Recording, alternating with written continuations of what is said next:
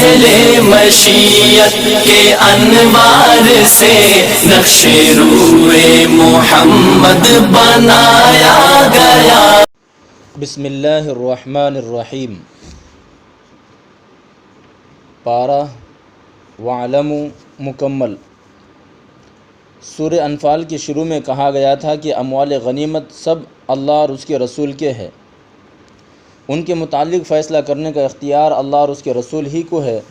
یہاں مال غنیمت کے مصارف بیان کیے جا رہے ہیں کہ یہ بات جان لو کہ جو کچھ بھی تمہیں غنیمت میں حاصل ہو اس کا 5واں حصہ اللہ اور رسول صلی اللہ علیہ وسلم کے لیے، آپ کے رشتہ داروں، یتیموں، مسکینوں اور مسافروں کے لیے ہے۔ اگر تم اللہ پر ایمان رکھتے ہو اور اس پر ایمان رکھتے ہو جو ہم نے فیصلے کے دن یعنی اس دن نازل کی تھی جس دن دونوں فوجوں میں مدبھیڑ ہوئی تھی۔ یہ غزوہ بدر کا بیان ہے۔ یہ پہلا معرکہ تھا جس میں مسلمانوں کو کھلی مادی فتوحات بھی حاصل ہوئی اور دشمنوں پر فتح کے ساتھ بہت سا مال غنیمت بھی ہاتھ لگا۔ اس سے پہلی امتوں میں اموال غنیمت کے سلسلے میں دستور الہی یہ تھا کہ سارا ساز و سامان ایک میدان میں جمع کیا جاتا، اور اگر جہاد عند اللہ مقبول ہوتا تو آسمانی بجلی آ کر اسے جلا کر خاک کر دیتی۔ اس مال سے کسی کو استفادے کا حق حاصل نہ تھا۔ اسلام نے اس مال کو نہ صرف یہ کہ حلال و طیب قرار دیا بلکہ اس کے اصول و احکام بھی متعین کر دیے۔ اس کے بعد قرآن کریم نے غزوہ بدر میں میدان جنگ کی صورت حال پر روشنی ڈالی کہ تم محل وقوع کے لحاظ سے جس جگہ تھے وہ موضوع نہیں تھی اور دشمنوں کے مقابلے میں تمہاری تعداد بھی کم تھی۔ اس کے باوجود جب مقابلہ ہوا تو اللہ تعالیٰ کی نصرت نے کام کیا اور تم تعداد کی قلت، اسلحے کی کمی اور محل وقوع کی ناموزونیت کے باوجود کامیاب ہوئے۔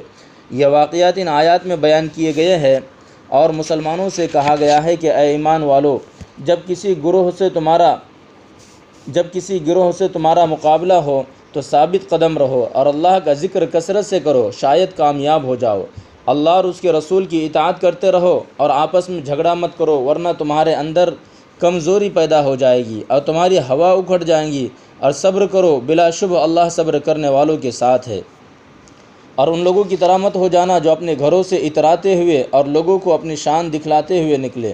اس آیت میں جہاد و غزوات کے سلسلے میں مجاہدین اسلام کو 6 قیمتی ہدایت دی گئی ہے یا انہیں 6 زرعِ اصول بتلائے گئے ہیں۔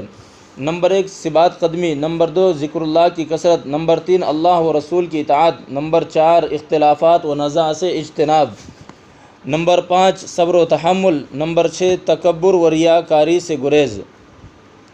اس کے بعد ان منافقین کا ذکر ہے جو جنگ بدر میں شرکت کے لیے جانے والے مسلمانوں کے متعلق ازراہ ہمدردی یا ازراہ تمسخر یہ کہہ رہے تھے کہ ان مسلمانوں کو ان کے دین نے خبث میں مبتلا کر دیا ہے۔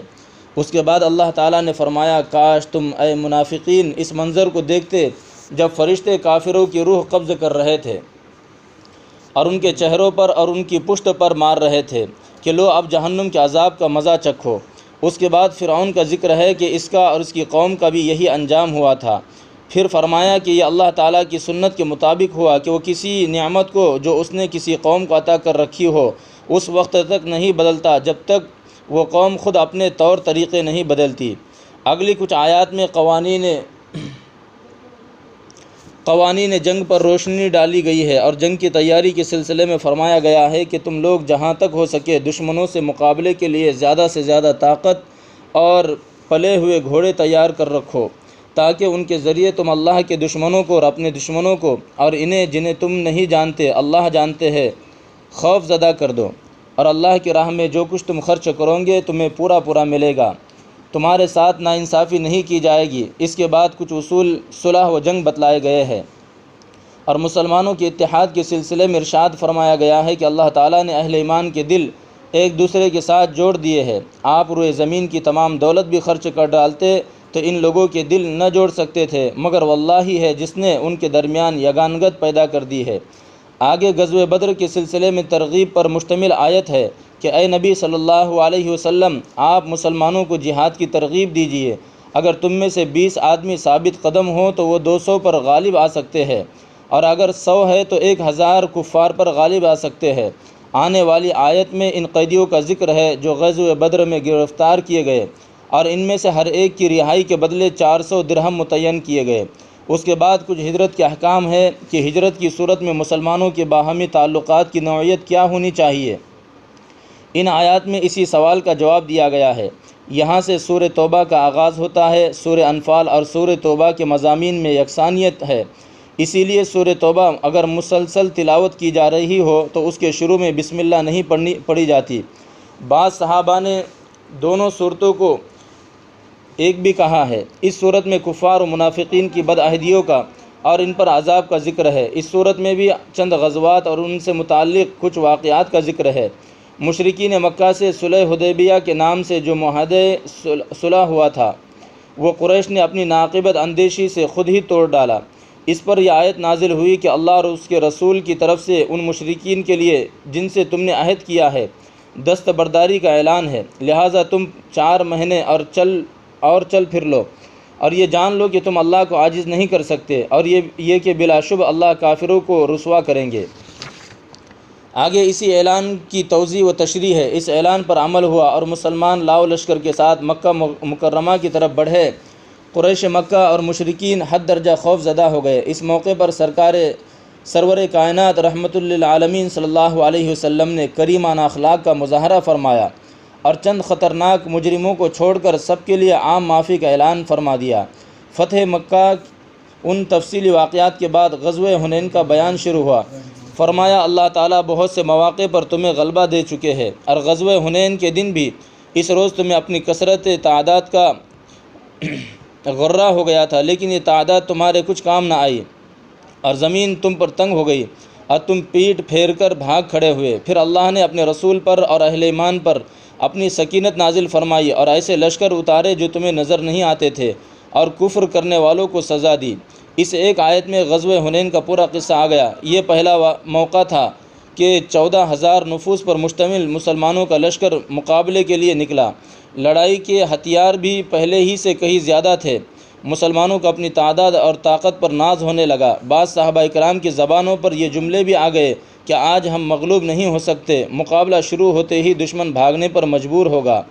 جنگ کی ابتدائی حصے میں مسلمانوں میں جو گھبراہٹ پیدا ہوئی اور جو بھگدڑ مچی وہ ایک طرح کی تنبیہ تھی، اور یہ بتلانا تھا کہ تم تعداد میں کتنے بھی بڑھ جاؤ، اللہ کی مدد کے بغیر کسی بھی حالت میں کامیاب نہیں ہو سکتے۔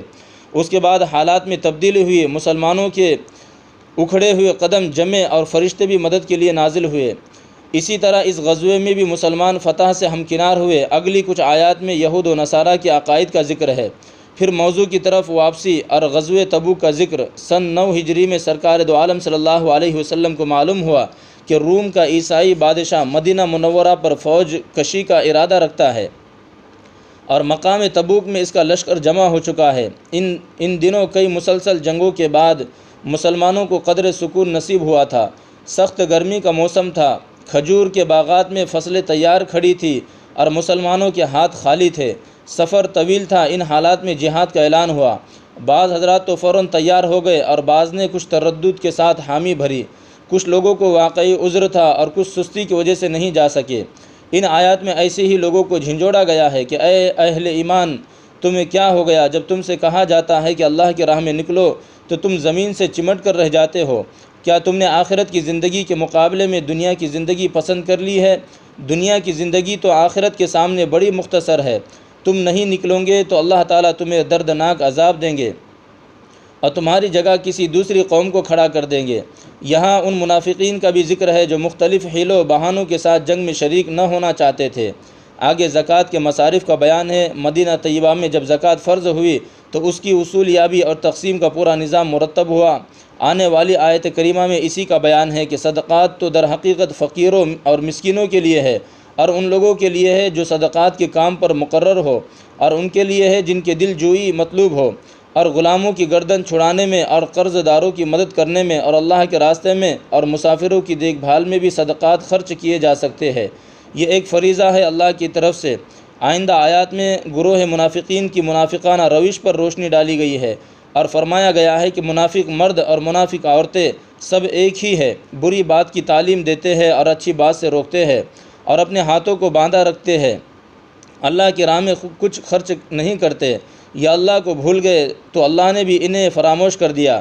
بلا شبہ یہ منافق بڑے ہی سرکش ہے۔ اس کے برعکس مومنین کا حال یہ ہے کہ مومن مرد اور مومن عورتیں سب ایک دوسرے کے رفیق ہیں، نیکی کا حکم دیتے ہیں اور برائی سے روکتے ہیں، نماز پڑھتے ہیں، زکوٰۃ ادا کرتے ہیں، اللہ اور رسول کی اطاعت کرتے ہیں۔